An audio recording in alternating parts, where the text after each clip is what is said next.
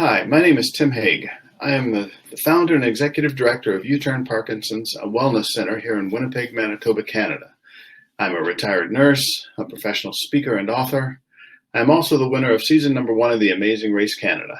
I was diagnosed with Parkinson's in 2011 at the age of 46, and I'll be speaking to you today on maintaining wellness throughout your PD journey. Well, recently I wrote a blog on having passed my 10th anniversary with Parkinson's and some of the lessons I've learned along the way.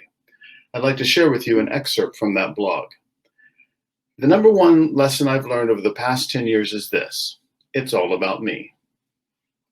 Contrary to what Mom taught us, I believe this conversation is indeed all about me. It's not about the next cure, it's about me. It's not about the next breakthrough, it's all about me. It's not about the next great scientific marvel. It is indeed all about me. Now, this may seem like an odd way to start a conversation on the topic of wellness, but I think you will come to see my point and will agree that in the end, it really is all about me. There are a few things that we can control when it comes to Parkinson's. We can't control that we have the disease. We can't just shake it off and get rid of it anytime that we please.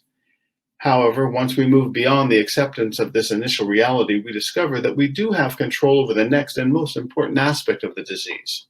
We do have control over how we choose to live with the disease, and this comes down to our attitudes.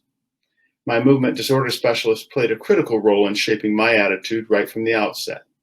He said to me, "Tim, you're doing as well as you are because of how you have looked after yourself all of these years." He followed that up with the statement, "If there was one thing I could do for all my patients, I would turn them all into athletes." These words motivated me and ultimately led me to the conclusion that our pursuit of wellness is indeed the cornerstone in our quest to end Parkinson's. For you see, without a healthy community, there will be far too few to take part in research studies, to advocate, raise funds, and give leadership. Now, I know that some of you are smiling, even smirking. I can hear your eye rolls and even your thoughts. What, me, an athlete? Yes, you, an athlete. Well, what is an athlete?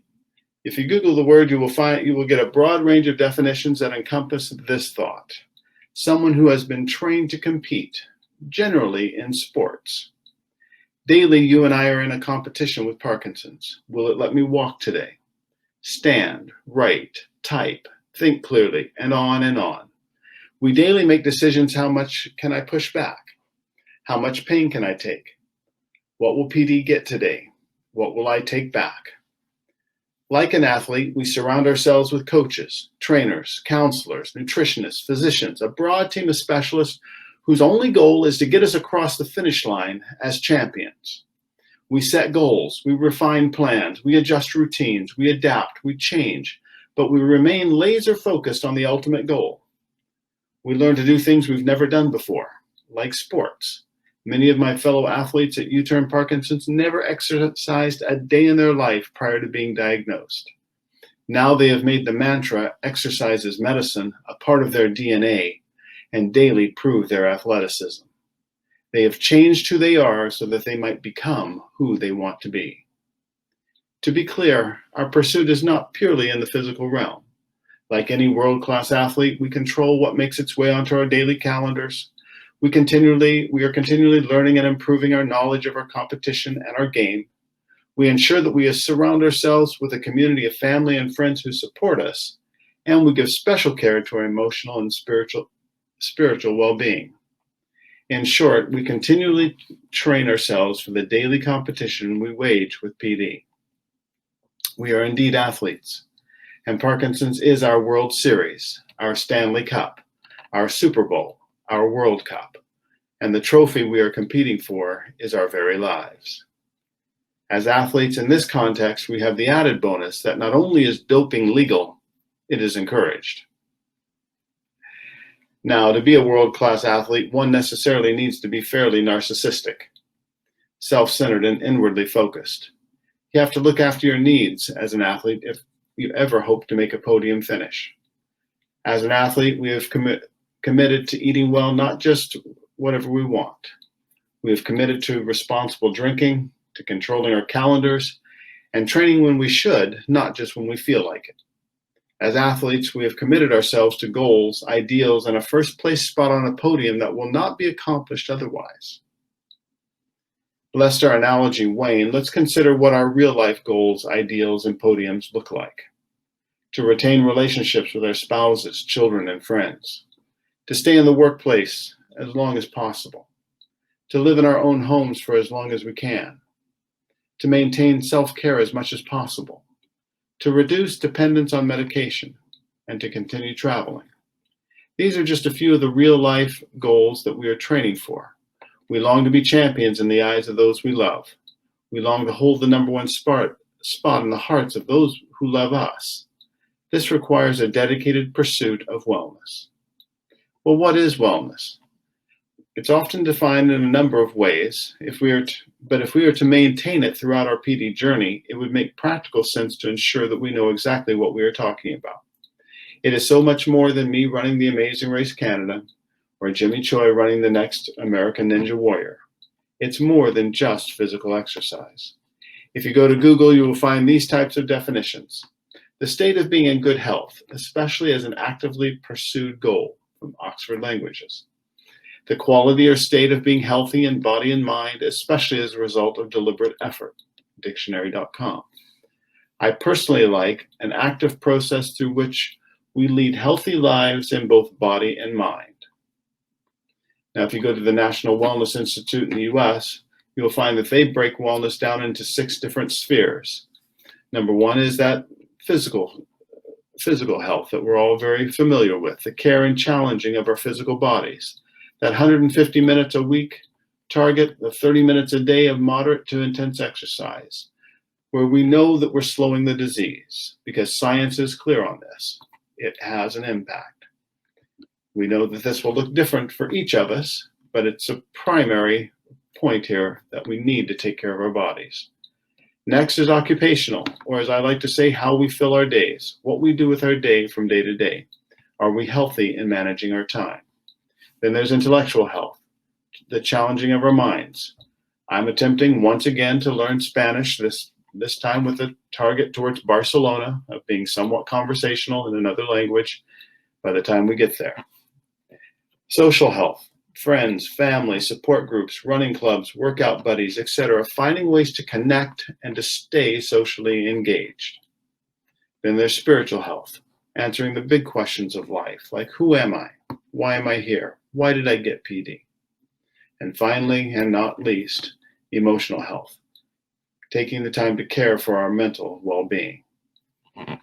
All of these together spell poise, P-O-I-S-S-E, an old word, which technically is only spelled with one S, but an old word that means to cause or to be balanced.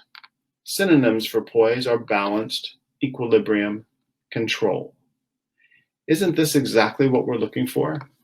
Are we not looking for an equilibrium, a balance, some measure of control over our shaky lives? The pursuit of wellness offers us this opportunity. We are poised at the starting line. We are poised to win big. The poise and grace of the ballerina, the gymnast poised on the balance beam, the rings. Do you want to find success within Parkinson's? Do you want to live well with this disease? Then commit to becoming an athlete. Commit to the pursuit of wellness. It's not only the best thing you can do for yourself, but it is the best you can do for our community. I'm often reminded of that little speech given on every plane prior to takeoff, where we are told in no uncertain terms that we are to be self-centered, narcissistic, and wholly inwardly focused. We are told that in the event of loss of cabin pressure, that oxygen masks will fall from the panels above. We are then told to ensure that we put our masks on first before helping that cute little helpless child next to you. Now, why are we asked to do this? Because if we pass out from a lack of oxygen, we are of no use to anyone and likely a greater burden, especially to that little kid now trapped beside you. Might you agree with me now that it really is all about me? It is indeed all about me. Without a healthy me, there really is nothing else. Without a healthy me, there is no advocacy work. Without a healthy me, there is no research trials. Without a healthy me, there really isn't much reason to care if treatments or a cure is found. For a PD cure will not fix a body that has been abandoned and uncared for. What value is it if I wake up cured of PD one day, only to find that it has already destroyed my relationships with my spouse, partner, and children? We must choose to fight for our wellness today if we are to ever meet the challenge of finding a cure and reaping its rewards. If you don't make this all about you, we will not be successful in ending Parkinson's. We each have superpowers that we bring to the table, skills and abilities that are needed in conquering this disease. If you do not take care of yourself, we will at best be severely limited in our response and possibly outright unsuccessful. We are each needed in meeting the needs of our community so that we can together end Parkinson's. So now, will you say it with me, please? It really is all about me. Thank you, and live your best.